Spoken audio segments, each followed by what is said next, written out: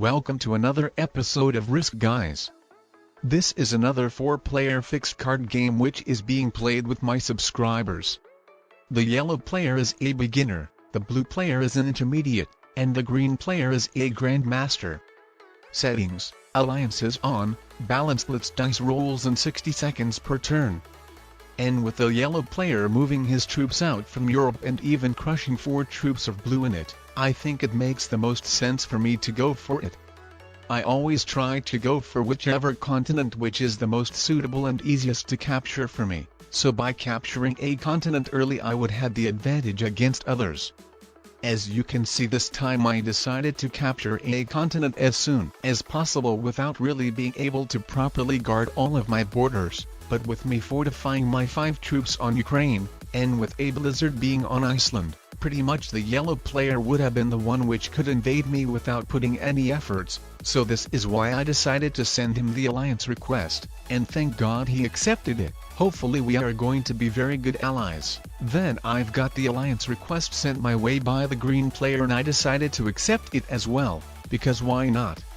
I'm the player who holds the biggest continent, so as of now any alliance could be very valuable for me, so I would just be able to sustain the advantage by successfully holding my continent.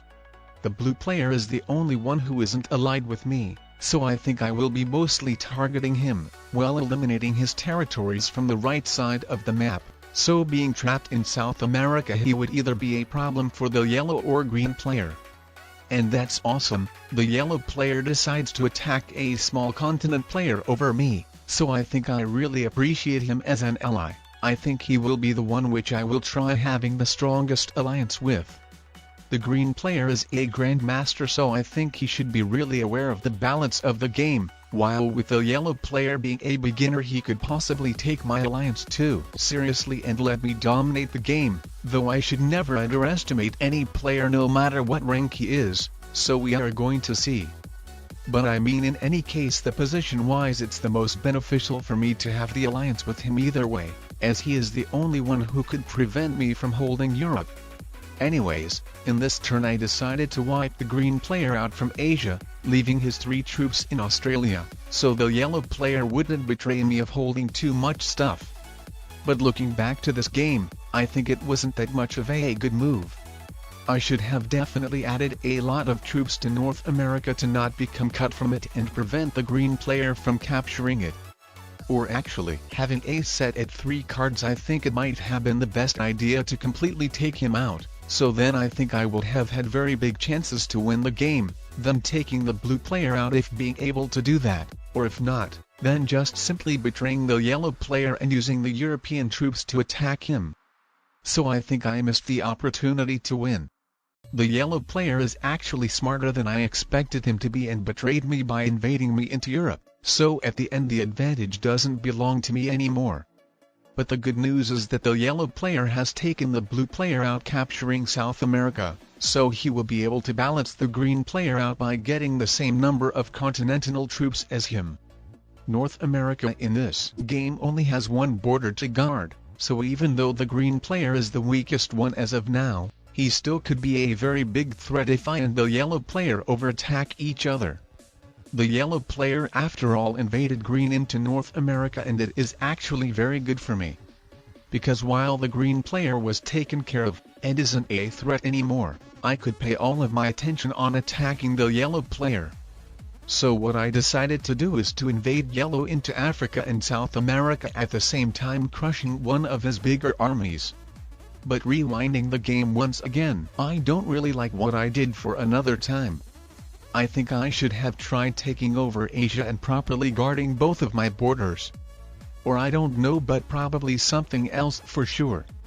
Because what I did is just one big mess which isn't going to let me win, so unless if my opponents really make some dumb moves, but I don't really think they are going to. So yeah. As you can see, whichever continent I capture it would get invaded, and the only one which I will be able to hold is 2 troops Australia, which probably isn't enough to take over advantage in a situation like this. Well, I don't know, maybe if I really focused on crushing the yellow player as much as possible, then maybe I would think differently. But the reason behind of not attacking the yellow player like crazy, is because that I wanted that he would still possibly prevent the green player from capturing North America or maybe even consider taking him out. But in overall I would say that I should have played as aggressively as possible, highly crushing the yellow player. So I'm not really happy about my gameplay at all. And once again I decided to be passive here and not try taking over Asia, or not even invading the yellow player into Africa. So with the yellow player moving his troops from North America so the green player could capture it, and with the yellow player not taking my alliance too seriously, I would pretty much end up in a situation which would be pretty much worse of all of the three players. Well, probably really depending on what the yellow player decides to do over here.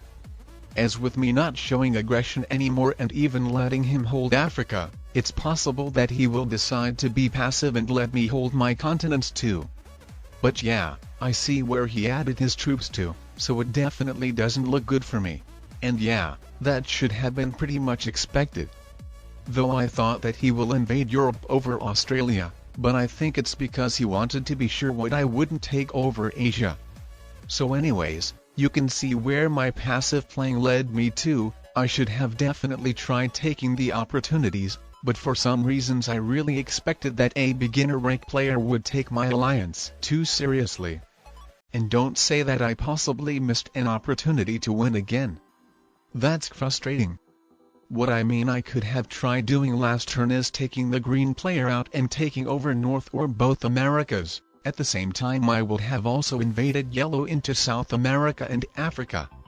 Though I cannot be sure on what move as I don't know how good or bad blitz roll I would have gotten. That's possible that getting a bad blitz roll I would have failed taking the green player out, and also the yellow player could have gotten a set at 3 cards.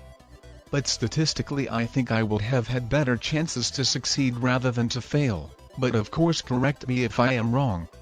Anyways, at this point I'm staying passive because I know if I start fighting with yellow, then with both of us destroying quite a lot of each other troops, the green player could take over both of the Americas having only one border to guard, so then it could be really hard or even impossible to get out of the losing situation, especially when the yellow player keeps blocking his army in Australia.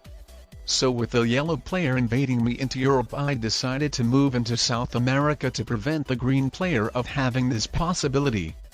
And also at the same time I wanted that the green player would be more involved into this also, of not being in a good alliance with the yellow player either.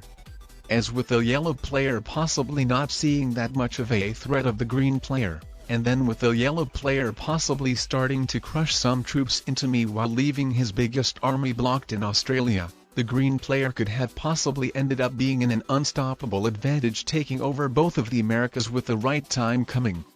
And oh wow, I didn't expect a beginner rank player to pull a big brain move like this one. I thought he definitely wouldn't see the opportunity to try trapping us, especially when he kept blocking his biggest army in Australia. But I've gotta admit that the yellow player is very smart. Anyways, the game isn't lost as some of you might think.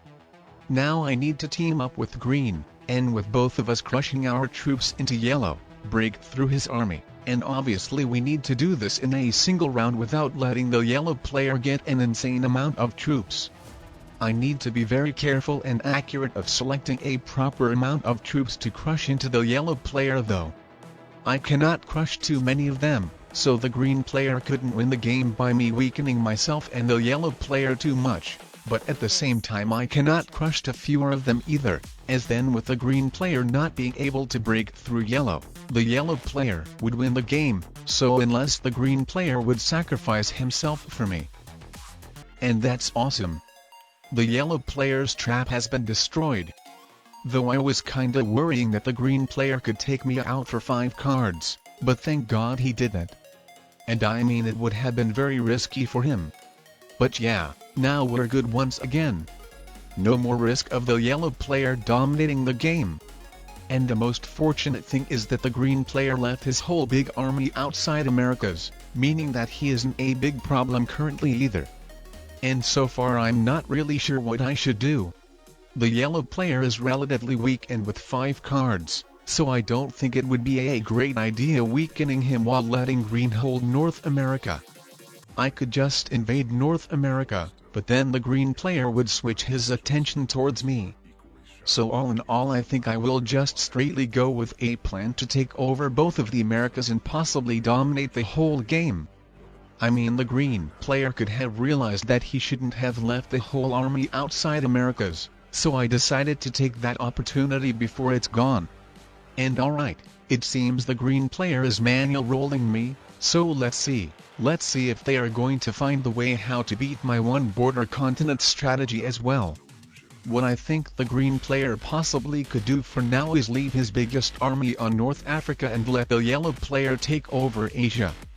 But alright, it seems he almost self-destructed himself on me, and the most fortunate thing for me is that the yellow player's turn was skipped, putting his troops to multiple smaller armies, so because of that I think I can safely take the green player out and then fortify my army back to protect both of the Americas. So let's do this, guys. Additionally, I decided to take down two troop territories of yellow in Europe, but that was probably a mistake. What I mean is that having a small army every troop is important to protect my border, and I could have gotten bad blitz rolls crushing these troops, but as you can see at the end everything still went well.